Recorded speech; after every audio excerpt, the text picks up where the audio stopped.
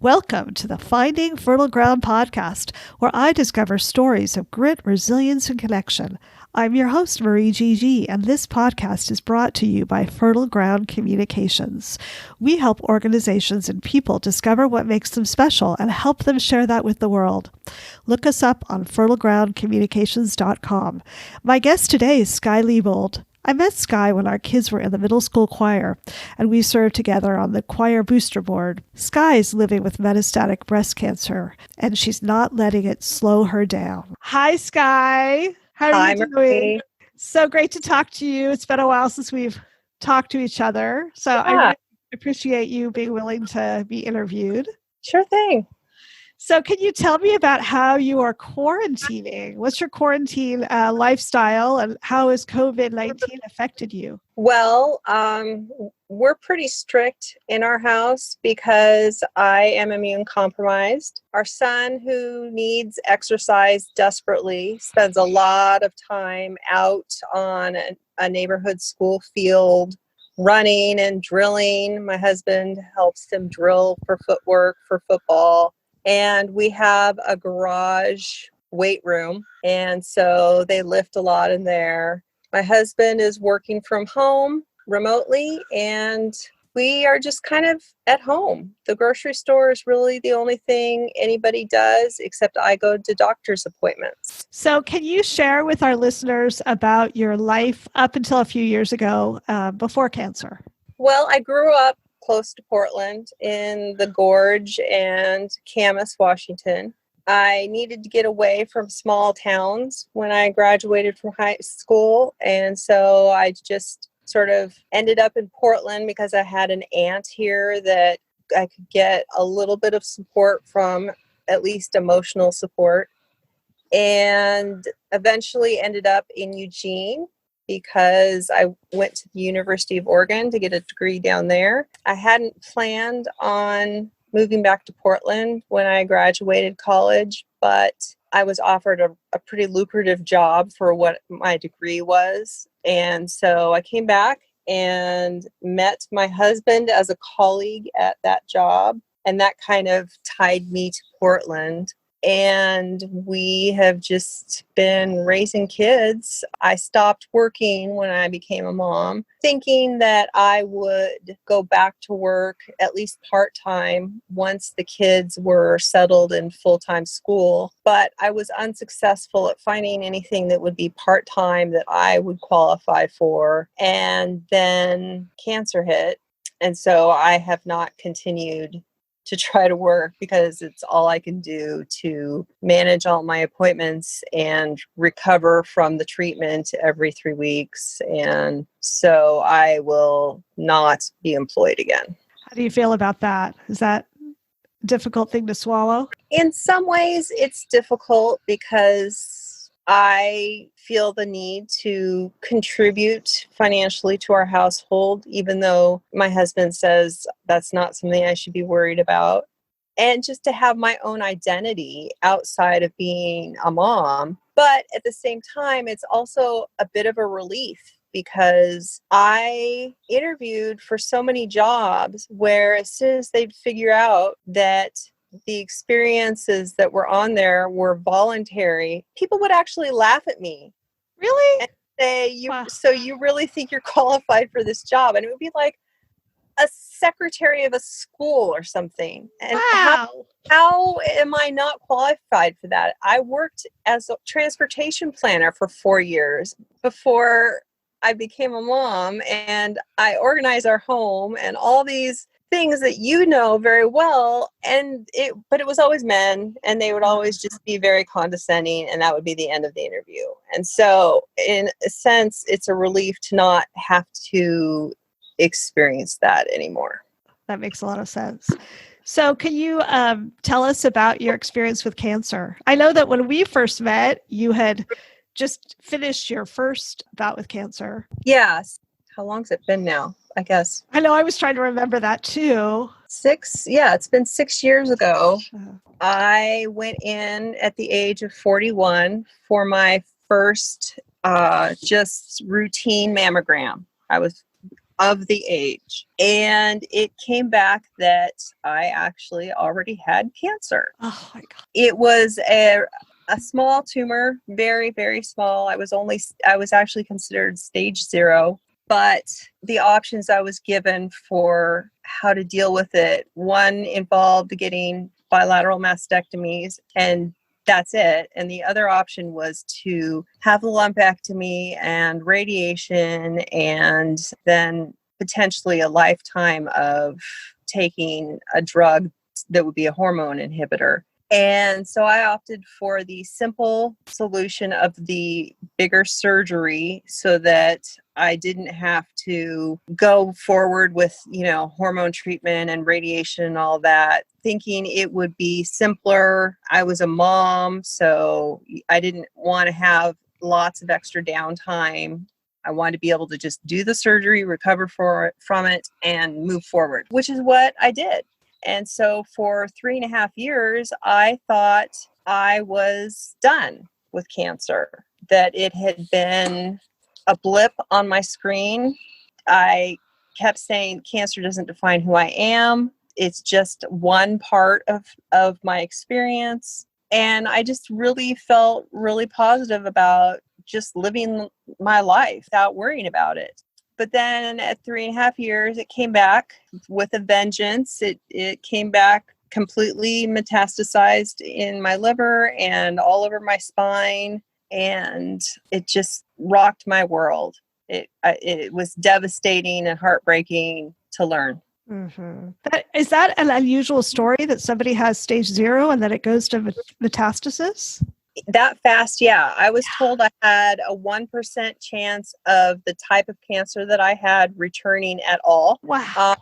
Especially at my age. And I'm that 1%. Yeah. Oh my gosh. So, and I don't remember when this happened, but I remember at one point they basically told you were going to die. Didn't they essentially tell you Yes. that? About a week after my diagnosis, which at the diagnosis, they said typically with the level I was at and the type I had 4 to 5 years on average to live, which was devastating in and of itself. But then about a week later, the tumors in my liver caused me to go into liver failure. And the doctors kind of just put their hands up and said, there's nothing we can do. You need to just go home and be with your family. You've got a few days to live, at most a week, and good luck. That was the most horrifying thing I can imagine ever happening, being told you've got days to live. I couldn't accept it. We begged the doctors to try anything. No matter how painful or weird it was or experimental, I was willing to do anything to try to not have my liver fail and not see my kids grow up. Yeah. I couldn't imagine that. And the doctors that I had at the time were unwilling to try things. So we ended up actually consulting with, I didn't. I was drugged up on morphine in a hospital bed. But my husband and his supportive sibling consulted with a local doctor who was related to a good friend of ours. And his doctor consults with the Night Cancer Institute oncology doctors. And so even though he's a cardiologist, he's very experienced in that world of cancer. And I gave them permission to give him my file. And he looked through my file and took it to his friends at the Night Cancer Institute. And they all said, she doesn't have to die. What in the heck? Yeah, this is ridiculous. Give her this particular treatment and we're pretty sure she'll be fine. So my doctors resisted, and then finally, reluctantly, the head of the department of where I was at said, fine, we'll do one treatment and see how you tolerate it. And that was 2.5 years ago. It worked. So as soon as my insurance would allow me, I switched away from and am now at Night Cancer Institute with an amazing doctor and team of nurses. And I have ongoing treatments, but I trust them. Mm-hmm. And how's your liver doing now? My liver's fine. All the tumors. So the first chemotherapy drug that I used for about 6 months, as well as some other immunotherapy drugs, helped get rid of all the tumors that were in my liver and killed the tumors that were in my bones, in my spine. I did then get a bunch of tumors that showed up in my brain later because the drugs that I was using are don't cross the blood-brain barrier, so they weren't treating my brain. Mm-hmm. So for that, I had to do whole brain radiation. But it got rid of all the tumors that were in my brain. And so for the last year and a half, I've been just taking the immunotherapy drugs every 3 weeks, a mild chemotherapy, and hormone suppressant. Mm-hmm. So at the moment, you don't have any tumors in your body as far as you know. That's great. Correct. I get scanned every 3 months so they can check and decide if when a tumor did pop up in my brain again, just one. And because it was just one, they were able to do some focused radiation on that. And so they'll just continue to hit things, target things as they pop up. At some point, the immunotherapy drugs that suppress the tumors will probably stop working, and then I'll just go on to the next stage, the next drug. And I have 4 more stages ahead of me from where I'm at now that I will be able to rely on as things fail. Wow, it's amazing that the medical advancements, isn't it? Really saved your life. Wow. Yes. Extended your life, definitely. Yes. I think it's really the story of Ted. I remember reading about that on Facebook as you were going through that journey, and he was such a great advocate for you. I mean, if you hadn't had him, you would have been left to die, right? Yeah. Yeah. Ted, I'm a fighter. And that's, the vague memories I have of that week in the hospital were me saying, I'm a fighter, just give me a chance. And, I can't die and not be there for my kids and think, I'm a fighter. And he knew that I was a fighter and that there was no reason why we couldn't try something, instead of just saying, oh, we're done. Let's just give up. Yeah. Let's go home and let you be comfortable. And so with the support of our cardiologist friend, sort of the way I've described it to other people is it was sort of like Dr. Mark had his hands on Ted's shoulders and just kind of kept pushing. And so that Ted was able to keep fighting and eventually wore down the head of the department until but I'll never forget. I do remember when she finally caved, she just rolled her eyes and said, fine, we'll do one treatment. And then you're going into hospice tomorrow. And because she knew she just had decided that it wasn't going to work and I was definitely going to die.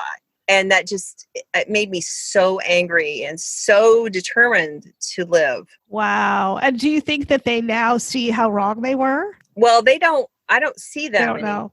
So it was a cancer center you were going to? It was a local hospital, yeah. A local hospital, really? Yeah, a local oncology hospital or department. And, it's what our insurance allowed at the time. And I continued to see them for 9 months because we couldn't change till the turn of the year. And I continued to have horrendous treatment. My oncologist at the time continued every single meeting we had every 3 weeks, especially in the beginning when different treatments were being offered or not offered to me. Every time I would say, oh, well, if I'm going to do X, then from what I've read, I need A to support it. And he'd say, oh, no, Skye, you're stage 4. That's not part of the treatment because it'll be too hard on you. And we want you to be comfortable. And I'd say, I'm not here to be comfortable. I'm here to kill the cancer tumors. Right. Give me the treatment. And he wouldn't. And so then like one of the things I was requesting was a drug called Neulasta, so when you're in chemotherapy, one of the things that can happen is it can deteriorate your bones, what's the word?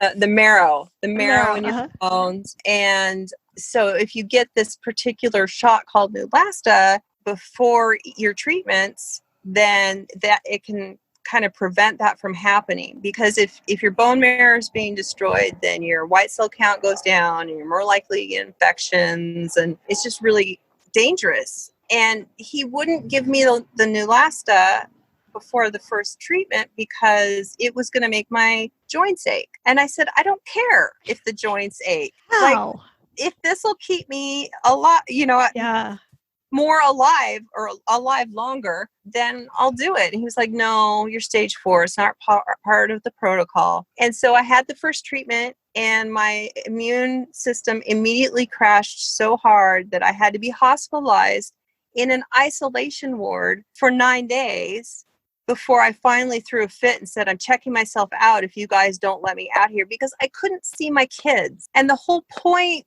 to treatment was to be able to stay alive to see my kids. And if I was just going to be in an isolation ward, then it kind of defeated the purpose. And so next chemo treatment, I said, if you don't give me Neulasta, I'm going to figure out some way to go to some other doctor, because it was worse.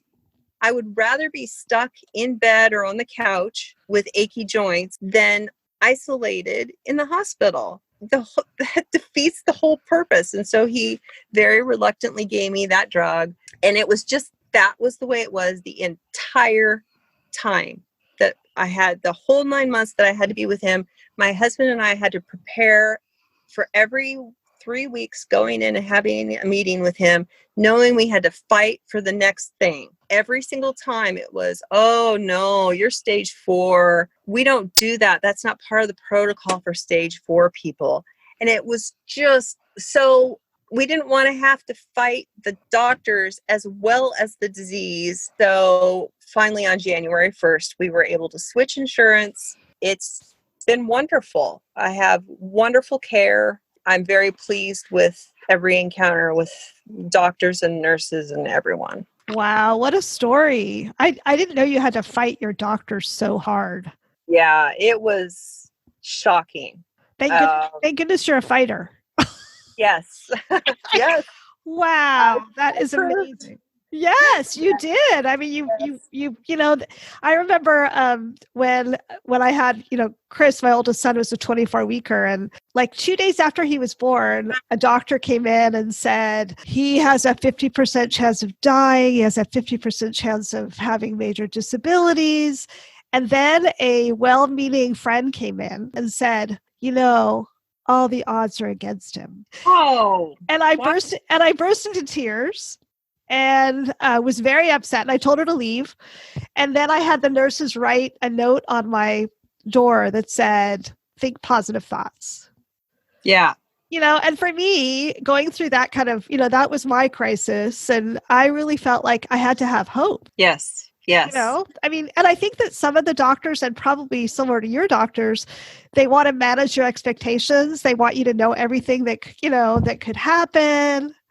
Yes, but you also want them to fight for you. Exactly. It's a set of doctors weren't willing to fight for me. They just wanted me to peacefully pass away. Yeah. And I know based on my experience of 1.5 years now with the new doctors that they're willing to fight for me. When a new drug got approved, 3 new drugs actually, back in December for my particular type of cancer by the FDA, my oncologist actually called me. He just called me. And, whenever I see his name on the phone, there is always a little bit of a jump in my stomach. But he was like, don't worry, everything's okay. I just wanted to call and give you this new information about these new drugs, and they're going to extend your life even more. And I'm just really excited for you. That is the difference between the other doctor saying, "Oh no, this is bad, very, very bad. You're Yeah. stage 4. We don't do that for stage 4 people." The positive fighting for you versus Yeah. the glum and negative and unwilling to work for you. Sounds like your new doctor really cares for you. Yes, yes. Yes. I'm so glad that you're having that positive experience now. So, what has surprised you about cancer?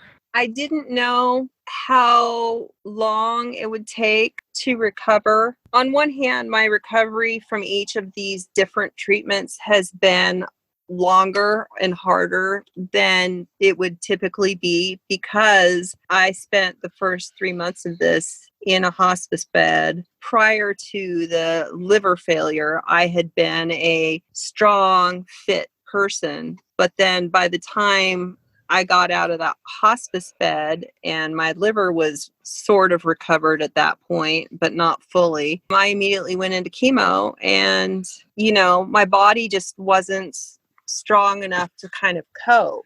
And as soon as the hardcore chemo drug was done, I had the full brain radiation. And that really impacts your body. That it took a year and a half to recuperate from that. I'm just now 2.5 years into this at a place where I have the strength and the balance and the energy to take my dogs for a 1-mile walk. I did not realize. I knew that while I was on chemo, it was going to suck, but it was so much more compounded and lengthy than I realized. That was really surprising. I found, my brother-in-law had throat cancer last year and is still trying to recover. He had a really big tumor in the back of his throat, and Wow. and they gave predictions. At one point, they said that he would start feeling better 2 weeks after radiation was over, and he had all sorts of problems. And really, now he still is on a feeding tube, and he's taking about half of his calories by mouth now, and so it's just been a long Yeah. journey back, and they, the doctors, they just don't know how long it's going to take you to recover. And Yeah. and apparently his tumor was really enormous, so they really put every ounce of radiation they could on him. So it's just really is so hard to predict how long it's going to take. Yeah. Yeah. Like, oh my gosh. Yeah, I really admire your strength.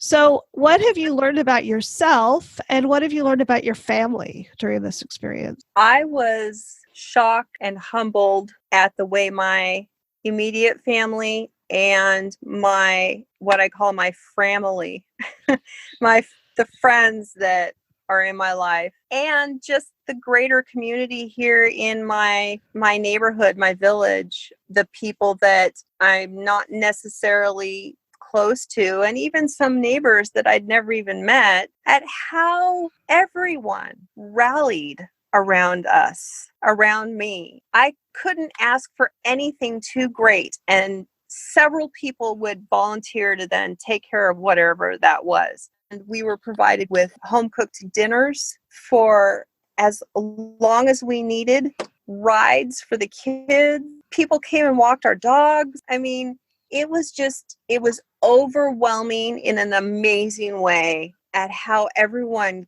took care of us. My children amazed me at how resilient they have been. At the time that I went into liver failure and things were really, really ugly, they were 13 and 15. Logan had just turned 15. They just handled it so well, so maturely. So they each handled it differently, but they handled the emotions, and they asked for help when they needed it and got through it. And people supported them. Teachers at the school, counselors at the school. I was shocked at how everyone just was there for both the kids and for me and for Ted. And it was just amazing.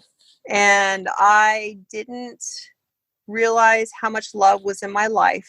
I'm kind of an introvert and a grouch, or not a grouch, but I'm very sort of skeptical You're about more life. a skeptic. I don't Yeah. experience you as a And grouch at all.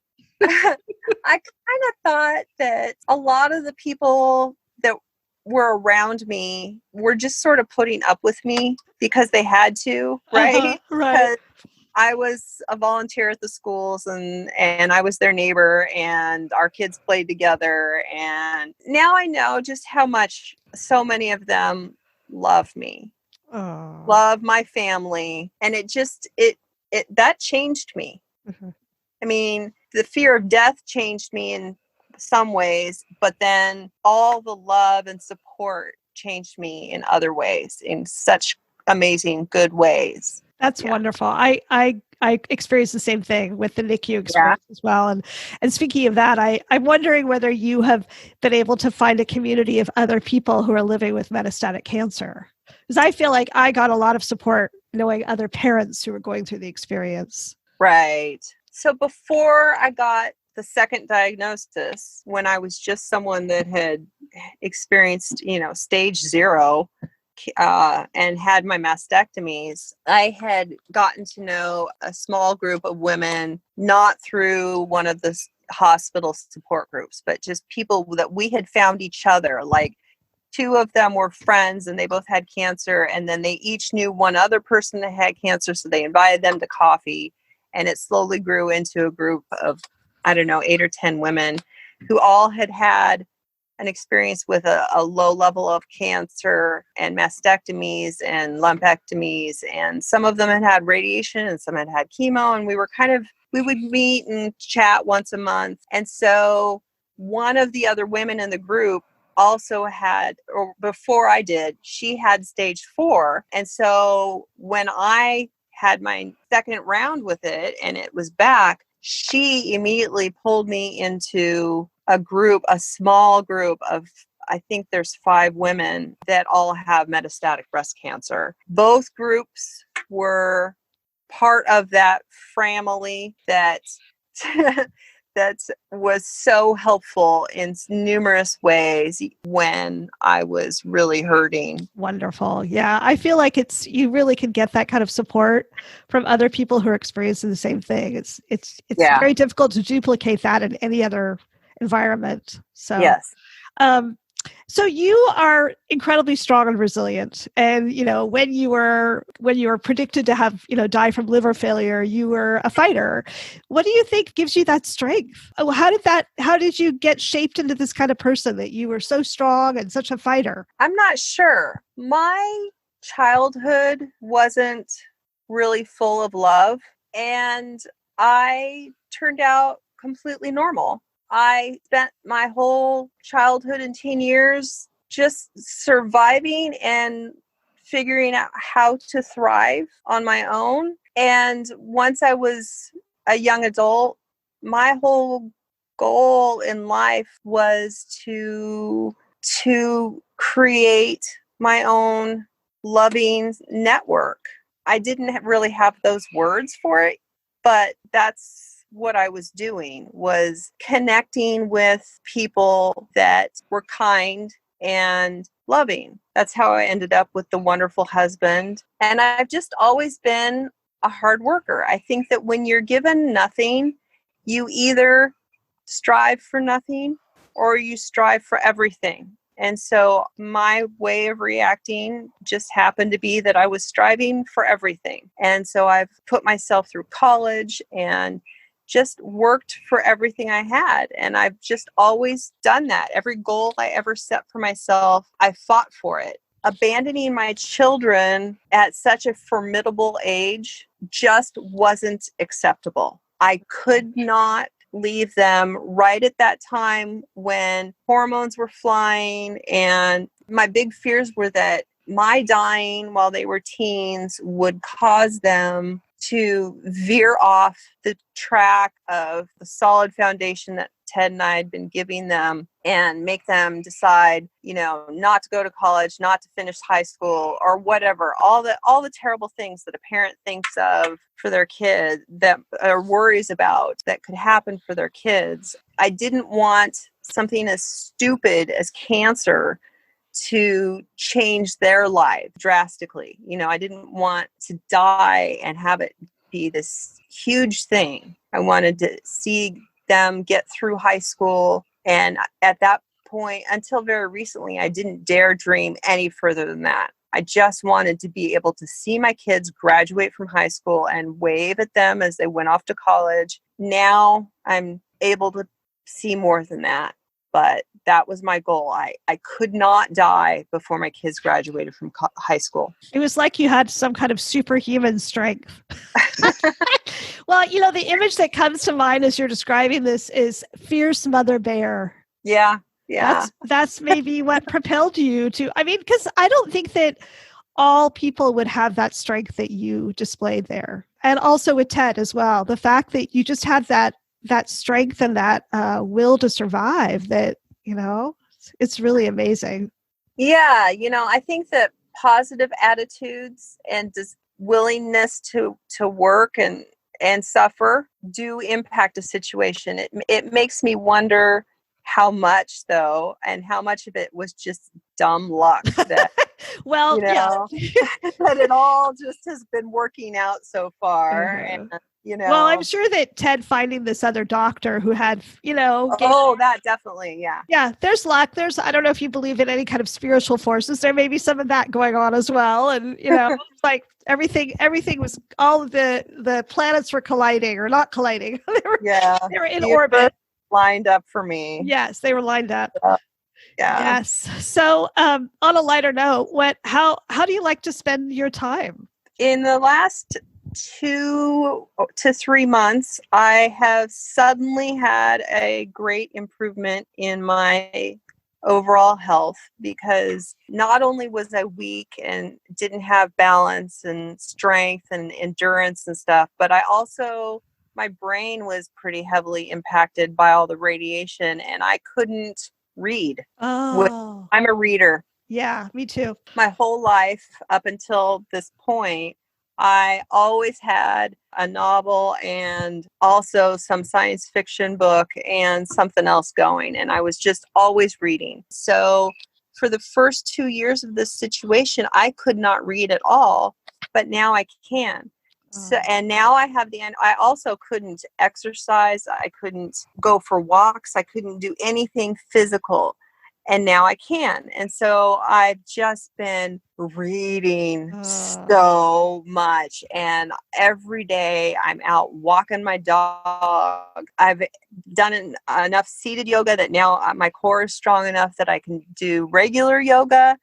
And I'm able to see gains, Because of COVID, I don't meet my friends for coffee like I love to do, and little things like that. But I am able to move my body and read books. And every day I cook some big dinner for the family. And eventually things will open up with the COVID situation. And I love getting to, once or twice a week, see a friend and have a good chat. But I will, as this cancer situation moves forward, I can't really make plans. I don't know what I will be capable of doing from day to day or from week to week. So for now, I'm just enjoying being here with my kids. That's been my big thing. They both walk home for lunch during school days. So I made a point of making sure none of my doctor's appointments were ever during the lunch hour,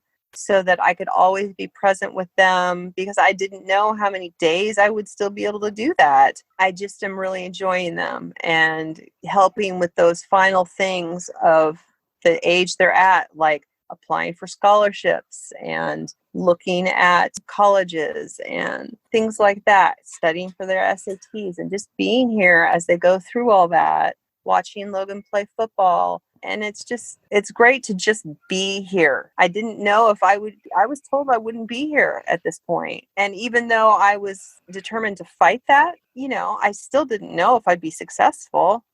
And I'm just happy to just be with my family and just be able to continue living for a while.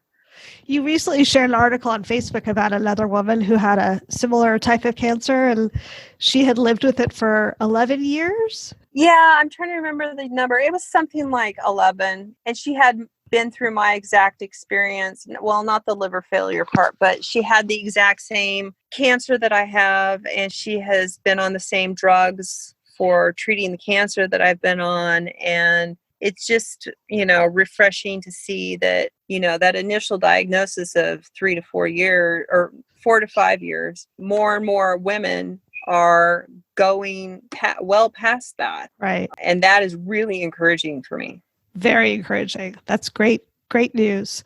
So what are you most proud of in your life? The family that I was able to create. Finding Ted to be my partner was the best thing that ever happened to me. And then the kids that we created, that I'm just so proud of that I have not been a perfect mom. It's not possible to be a perfect mom, but I worked really hard to learn from the poor examples that I had in my life and to try really hard to make better decisions and to be the loving parent and supportive parent and for my children to know that I always had their back. And they have told me on multiple occasions how much they have appreciated Ted and I being there for them and supporting them and loving them. And so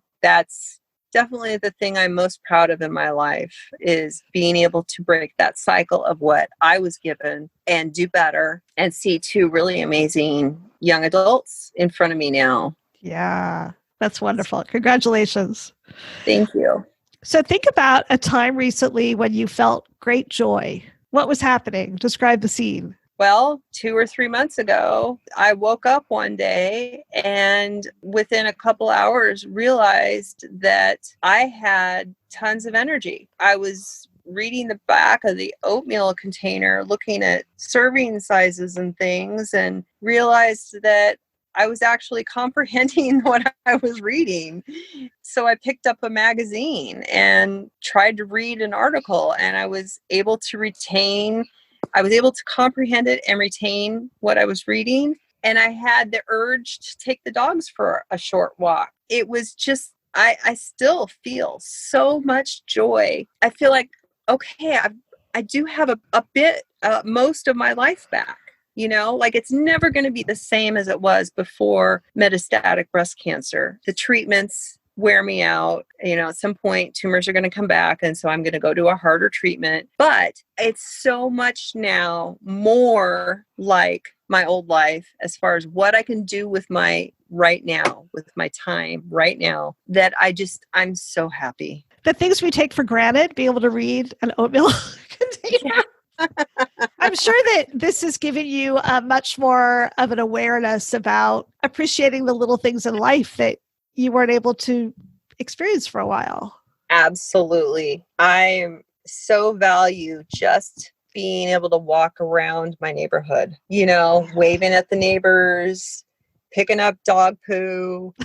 There was a point at which I just wanted to be able to go to the grocery store by myself, to be able to do that, to go get my own groceries without coordinating with someone else. As much as I appreciated the help from all the people that were doing that for me, it's nice to be able to just do it yourself. Those simple little things of getting the groceries, cooking dinner, walking your dogs, chatting with your kids about a book they're reading and being able to understand what they're talking about. Having Logan ask me if there's a book we can read together this summer and talk about it like our own little book group, and being able to say yes, like just those little things. I appreciate just being here, being with them, and just the simple things in life. I love that your son asked you that. That's amazing. So what book are you reading? Have you chosen one yet? We haven't, because he was in the middle of reading the first book of Game of Thrones. Oh, yeah. When he asked me that. So we're kind of waiting for him to finish that, which he'll probably do in the next week or two. And then we'll read something. We both love to read science fiction and fantasy. Uh-huh. So it'll be something in that genre. I was thinking about having him read The Dragon Riders of Pern with me because that's a book I'd like to revisit. Nice. Yep. That's wonderful. So if you could think back to yourself to age 21, what would you say to your 21-year-old self if you could send her a message? You are worth life. You are valuable in this world. I don't know. I think that would be the biggest message I could give her, because back then she was still trying to find a place, trying to feel valued. Right. So let's talk about grit, resilience, and connection. What do those words mean to you? And what can parents do to instill grit or resilience in their kids? And the other related question is, how can someone else increase their resilience? You have a tremendous amount of resilience, which is why I wanted to talk to you. How can somebody who doesn't have that level of resilience, what can they do to work on their muscles, their resilience muscles? Do you have any suggestions for people? Those words all mean that failure doesn't make you quit. I believe failure is the beginning of success, because you figured out a thing that didn't work for a situation. And so you brainstorm to come up with another thing to make that situation work. And you learn from that. How do you teach your kids that? I have had so many conversations with the kids, with one of them being upset about something not working out or scared of a thing that's coming because they're sure they're going to fail. I just keep talking to them about fear and anxiety are normal and natural, and everyone has them, and it's perfectly okay to feel those things, but to push through them. Don't let those things hold you back. Don't let fear, anxiety, anger, feel them, experience them, but don't let them hold you back. And so that's what I would say to adults as well. Like, life is hard sometimes, and we can get through it. If you don't have a chemical dysfunction giving you a mental health issue, if you're healthy mentally, then you can get through anything. Just take a deep breath so that you can regroup, think about what went wrong, and try again. That's just been the way I've always functioned. I fail and I'm frustrated and heartbroken or angry, and I pick myself up and brush off the dust and keep going forward, you know? I want to love life. I want to be fulfilled and satisfied by life. I want to enjoy people around me. And so that's just always been the way I've functioned. Yeah, when my kids have had a hard day, I have often given them the advice of just go to sleep. You can start again tomorrow. Tomorrow's a new day. And I've often applied that to myself. If I have a hard day, now with 2019, we all want to start over. Yeah. The whole year. 2020, sorry. I mean, I remember at the end of 2019, I thought, oh my God, thank God we're in another year. And then we got, I know, but even with the difficult things this year, there have been many blessings and many positive things as well. So yeah, I like that. I like what you said about failure is the beginning of success. That's quotable. Oh, I'm sure I read that somewhere. I know. That's okay. That's okay. So is there a particular story of grit, resilience, and connection that has been an inspiration for you? Yeah, I mean, there was never someone, when I was young and wanting better, there was no one really that inspired me. I was pretty sheltered and in a small town, but my own success getting away from what I didn't have and then slowly but surely gaining what I wanted and what I felt I did deserve continued to inspire me. Each step along the way, as I got something better, made my life slightly improved in a certain way, inspired me to continue to work hard to improve my life even more and obtain even bigger goals. And so, I mean, I guess that's weird to say. So I don't think that's weird. You inspired yourself. I don't think that's weird at all. I think it's beautiful. Yeah, I just didn't really have role models, and that's also would also be another good message for you to give to your 21-year-old self, that you can inspire yourself. Yeah, true. Right? So where can our listeners connect with you online? If somebody has a question for you or wants to get to know you, are you open to having people contact you? Absolutely. Yeah. If there's anything I could ever do to be support for another person who's might be going through the same thing I'm going through or just something difficult, I would be happy to, have an online connection. So I'm on Facebook, Skye Leybold, and I'm on Instagram. My handle there is sickpunkskye. And yeah, just reach out to me if you're wanting to talk further about my strange experiences, my dumb luck at still being alive. Oh, it's more than dumb luck. Well, this has been a really inspiring conversation. I'm so glad that you've taken the time to chat with me. You're a real inspiration. Well, thank you, Marie, because prior to all this, I never would have thought of myself as someone who could inspire others. I've had a lot of people tell me that recently, but for someone to say it to the level of wanting to actually talk to me about it, that makes me feel really good. Good. I'm so glad. Thank you so much. It's great to talk to you, Skye. I'm so glad you're doing so well. Thank you. I hope you enjoyed meeting Skye. Next week, we'll meet New Yorker Danette Edwards, who has an extensive history of work and travel. After living in Nairobi, Kenya for a few years, she's now living in Washington, D.C. During COVID-19, she's taken this opportunity to put her organizational and leadership skills to work by founding Corona Days Professional Development, an online network that helps people from marginalized communities get back to work. Thanks for listening to the Finding Fertile Ground podcast. Our music is by my friend and jazz pianist, Jonathan Swanson. This podcast is brought to you by Fertile Ground Communications. We help organizations and people discover what makes them special and help them share that with the world. Look us up on fertilegroundcommunications.com. I look forward to our conversation next week.